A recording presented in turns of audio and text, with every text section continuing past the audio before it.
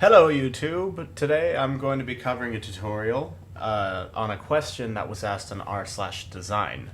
And the question asked about distressed text. And really what it meant by that is just, I mean you can see it here, but damaged, looking faded, looking worn through. And I'm just going to flip through the examples that U/Whiskey Foxtrot, the original poster of the question, linked. So you can see here that the text is see-through, but only, in this sort of grungy pattern.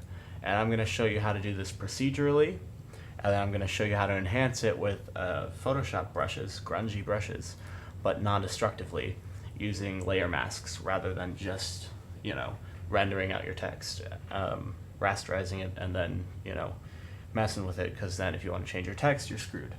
So I'm going to show you a way to do it that was suggested by, once again, I'm going to show you a way to do it procedurally with a method suggested by Super Advanced Pet. Thank you very much, Super Advanced Pet. You are awesome. He suggested this method of doing it, like this is his example, using nothing but inner glow layer effects. So you can see he didn't even need to break out his brushes. So I'm going to show you how to do that in depth, and then I'm going to break it down and then show you how to enhance the effect using your brushes. But I know what you're thinking, but Chuck, I don't want to rasterize my text and just bust out an eraser brush, and I'm telling you right now, you're not going to have to.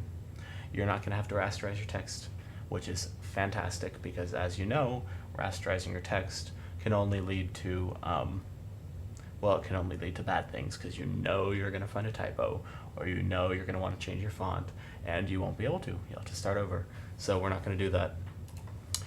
Let's get started.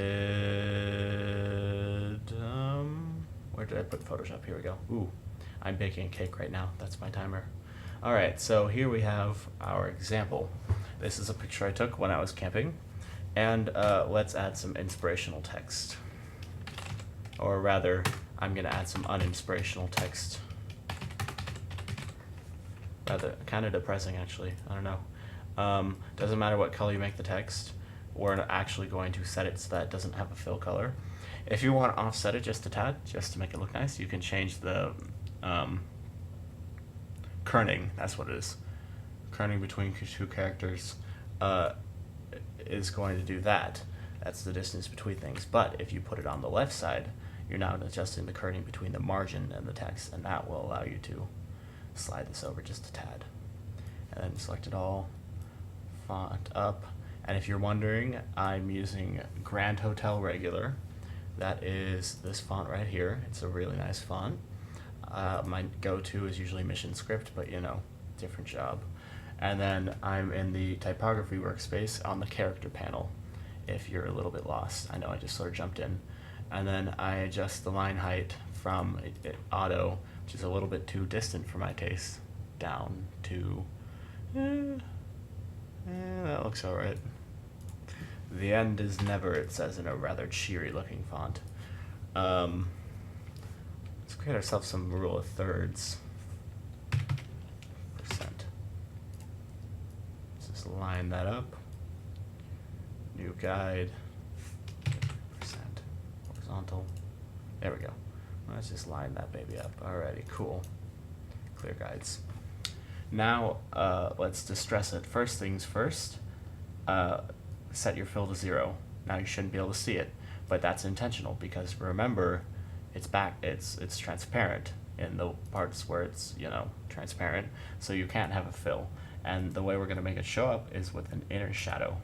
Or excuse me, not an inner shadow, an inner glow. Boom. But you're saying, Chuck, that's not right. No, it's not. Alright, so let's go white. Change it from screen, which is this nice soft, to dissolve, which is sort of almost like, if any of you have ever taken an art class, stippling, if you know what that word means. That's kind of what we're getting right here. Let's zoom in. 100% zoom. Alright. Let's keep working though, because we're not done yet.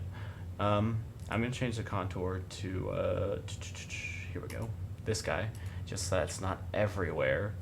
I'm gonna, adjust this until I have it distressed to the point that I like it. You can adjust the choke if you want to. You can go less and then choke it down if you want to. Again, all up to you. Adding noise won't really help you here. I wish there were a way to sort of soften it, but there really isn't. But that's okay. We're gonna keep working. See, normal looks like this, but we're doing dissolve and full opacity.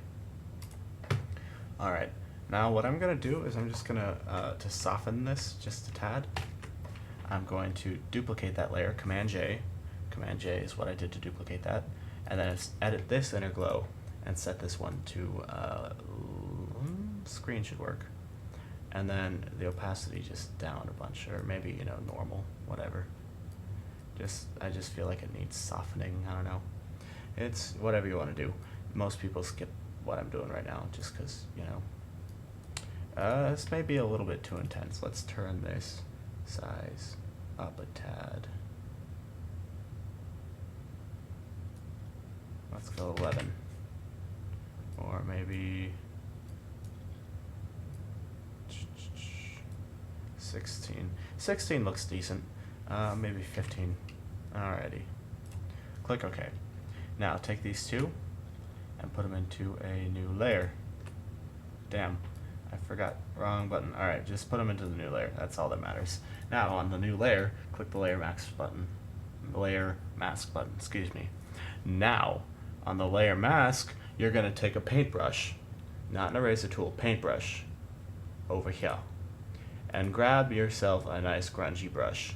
I have this set, a bunch of sets of like weird, obscure brushes that I've only ever used once that I don't remember where I got them, so you're just going to have to do some Googling. These particular brushes I'm using right now are, I think they're spray paint, is what they look like. Yeah, I'm pretty sure they're spray paint. So, alright. So then set your color to black. And then make sure you have your layer mask selected over here in your layers panel. And then just wherever you brush black in will become transparent on your thing because it's a layer mask. You see here? So I'm not using the full-on brush because the brush is kind of solid. Okay. I'm not using the full-on brush because the brush is pretty, that's not what we want. So I'm just using the corners, the edges to sort of, vary it up. Maybe grab a couple different brushes and mix things up a tad. That was a little much. So this is a little bit more grungy than the examples that he had, but obviously you can play around with it to get the effect you want. You could, I've got these cool little, whoa, go away, whoa,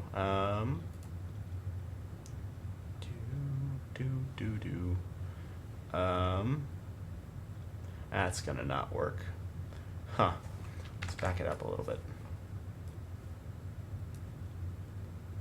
And just like, boop.